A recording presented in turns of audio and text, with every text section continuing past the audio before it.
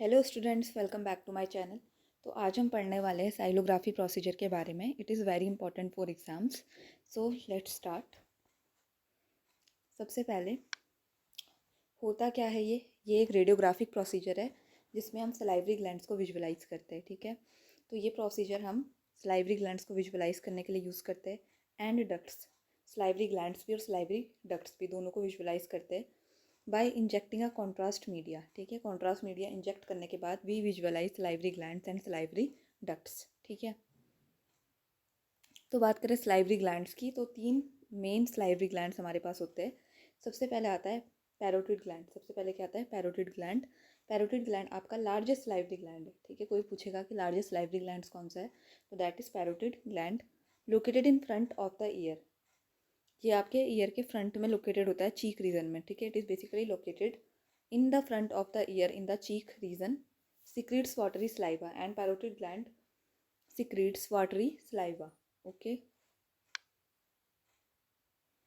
next is submandibular gland. Second gland is submandibular gland which is located below the mandible. mandible मतलब jaw, जो आपका jaw है उसके below आपका submandibular gland located होता है। ठीक है, below the mandible. Next is sublingual gland.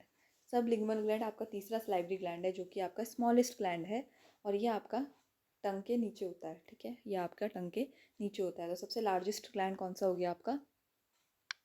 Parotid. और सबसे स्मॉलेस्ट कौन सा हो गया आपका? सबलिंगुअल, जो कि आपके टंग के नीचे होता है। ठीक है, so let's visualise it by using a diagram. देखो, it is this is the parotid gland. ये आपका चीक वाले रीजन में लोकेटेड है। ठीक है, ये पैरोटिड डक्ट है और ये आपका पैरोटिड ग्लैंड है। ठीक है, चीक वाले रीजन में फ्रंट ऑफ द ईयर। ठीक है, next is sublingual glands and duct. Sublingual आपका बिलो द टंग।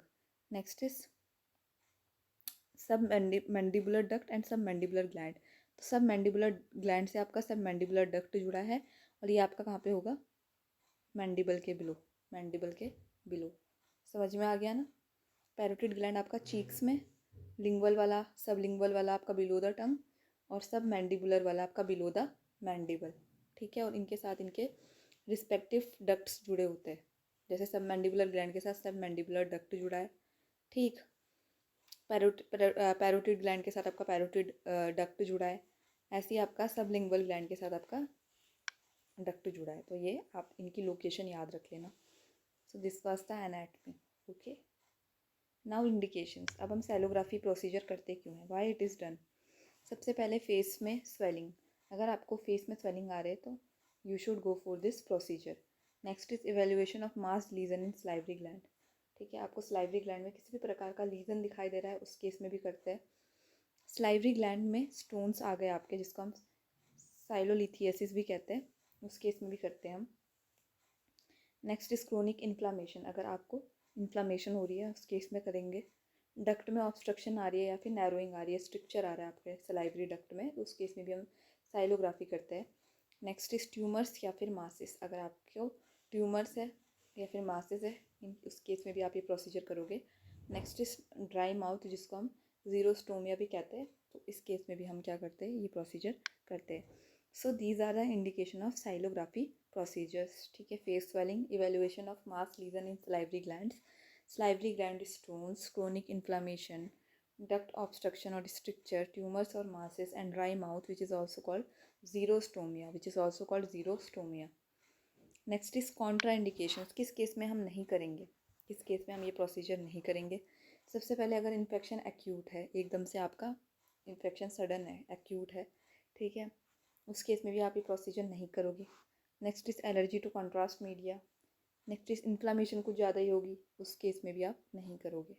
ठीक है, इस प्रोसीजर में जो जो ग्लैंड्स हम कॉमनली स्टडी करते हैं वो दो है। एक तो हम पैरोटिड ग्लैंड को स्टडी करते हैं जिसके साथ आपकी स्टेंसन डक्ट जुड़ी होती है, और एक आप सबमैंडिबुलर ग्लैंड को स्टडी करते हो जिसके साथ आपकी वॉर्टन्स डक्ट जुड़ी होती है।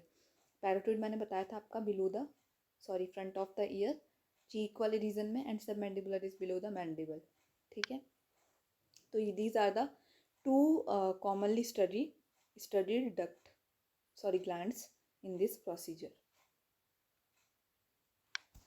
नेक्स्ट इज इक्विपमेंट्स, क्या क्या यूज़ करोगे, कैनुला और कैथेटर, सिरिंज, ठीक है, water soluble contrast media, x-ray machine, fluoroscopy use करो if available, fluoroscopy unit with spot film device, ताकि आप लाइव इमेजिंग कर सको।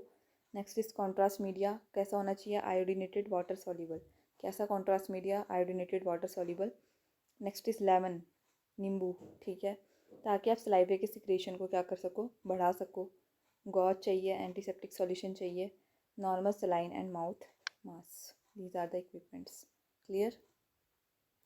कैनुलर catheter, syringe, water soluble contrast media, x-ray, fluoroscopy, contrast media which is iodinated water soluble, lemon, gauze, antiseptic solution, normal saline and mouth mask. Now patient preparation. First सबसे पहले patient को पूरा procedure explain कर लो, allergy वगैरह check करो, oral cavity को clean करवाओ, ठीक है, पेशेंट को कॉमनली पोजीशन करवाओ। तो दिस इज़ द प्रिपरेशन। बाकी कॉन्सेंट साइन वगैरह भी साइन करवाओ, ठीक है। वो भी हो सकता है आपका कि remove clothing and wear hospital gown. बाकी पूरा प्रोसीजर आपको पेशेंट को एक्सप्लेन करना है, एलर्जी वगैरह चेक करनी है, ठीक है। ओरल कैविटी आपकी क्लीन होनी चाहिए और पेशेंट को कंफर्टेबली क्या करो, पोजीशन करो। नेक्स्ट इज डक्ट आइडेंटिफिकेशन, ठीक है। उसके बाद आपको डक्ट को आइडेंटिफाई करना है, ठीक है। उससे आप पता लगा पाओगे, जैसे कि पैरोटिड ग्लैंड आपका कहाँ पे खुलता है, अपोजिट अपर सेकंड मोलर के सामने होता है आपका पैरोटिड ग्लैंड। नेक्स्ट इज सब मैंडिबुलर, कहाँ पे है, अंडर द टंग, ठीक है, ओपन होता है ये। तो ऐसे आप डक्ट आइडेंटिफाई करोगे। Next step is cannulation. उसके बाद आपको एक स्मॉल कैनुला इंसर्ट करना है डक्ट की ओपनिंग में। पहले आपने डक्ट को आइडेंटिफाई कर लिया, देखो आपने डक्ट की ओपनिंग को आइडेंटिफाई कर दिया कि पैरोटिड ग्लैंड आपका अपोजिट अपर सेकंड मोलर में ओपन होता है, सब मैंडिबुलर आपका अंडर द टंग ओपन होता है। जब आपने आइडेंटिफाई किया तो डक्ट ओपनिंग में आपको क्या करनी है, कैनुलेशन करनी है, स्मॉल कैनुला इंसर्ट कर देना है। उसके बाद क्या करोगे, स्लोली कॉन्ट्रास्ट मीडिया इंजेक्ट करोगे, ठीक है, और ओवर फिलिंग को क्या करोगे, अवॉइड करोगे, ताकि रप्चर ना हो आपका सलाइवरी ग्लैंड, ठीक है। उसके बाद इमेजिंग करोगे, इमेजेस लोगे अलग अलग व्यूज़ की, और फ्लोरोस्कोपी यूज़ करोगे लाइव इमेजिंग के लिए, जिसमें आप रियल टाइम विजुअलाइजेशन कर पाओगे। पोस्ट प्रोसीजर एक बार कर लिया, उसके बाद पेशेंट को बोलो भैया लेमन को सक करे। लेमन को हम सक क्यों करते हैं, ये आपके सलाइवा की फ्लूइड को बढ़ाता है। दूसरा, ये आपके जो कॉन्ट्रास्ट है उसको क्लीन करता है। दो फंक्शंस होते हैं इसको, helps to remove contrast from the gland and also stimulates the saliva flow, मतलब सलाइवा को बढ़ाता है।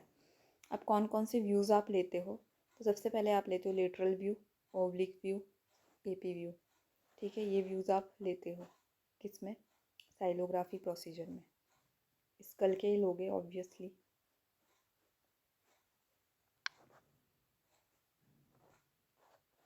कॉम्प्लिकेशंस क्या क्या आ सकती है आपको, पेन हो सकता है, डिस्कम्फर्ट हो सकता है, इन्फेक्शन हो सकता है, आपकी जो सलाइवरी डक्ट है वो रप्चर हो सकती है, कॉन्ट्रास्ट का आपका रिएक्शन हो सकता है।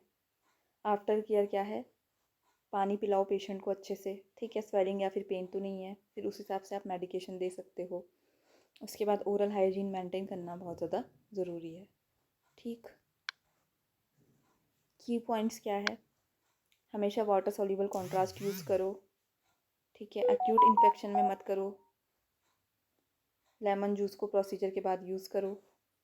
पैरोटिड डक्ट की ओपनिंग कैसे आइडेंटिफाई करोगे, अपोजिट अपर सेकंड मोलर, ठीक है, molar teeth.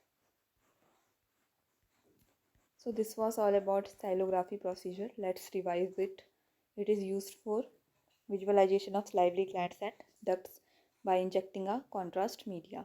There are three types of salivary glands. Parotid gland, which is the largest salivary gland located in front of the ear or cheek region. It secretes watery saliva. Submandibular gland located below the mandible or jaw. Sublingual gland, it is the smallest gland located under the tongue. ठीक है, this was the diagram. Indications are face swelling, mass lesion in salivary gland stones, which is also called silolithiasis, chronic inflammation, duct obstruction or strictures, tumor or masses, and dry mouth, which is also called xerostomia. Next is contraindications, infection, acute, ठीक है। Allergy to contrast media, inflammation is severe, ठीक है। कौन कौन सी glands हम commonly study करते हैं, पैरोटिड एंड सबमैंडिबुलर ग्लैंड। कौन सी डक्ट्स जुड़ी होती है, पैरोटिड से स्टिंसन्स और सबमैंडिबुलर से वॉटन्स। Equipments, next procedure steps, preparation, duct को आइडेंटिफाई किया, कैनुला दिया, कॉन्ट्रास्ट को इंजेक्ट किया और इमेजिंग ले ली। और आफ्टर द प्रोसीजर और post procedure we will ask the patient to suck lemon, which stimulates saliva flow and helps to remove contrast from the gland.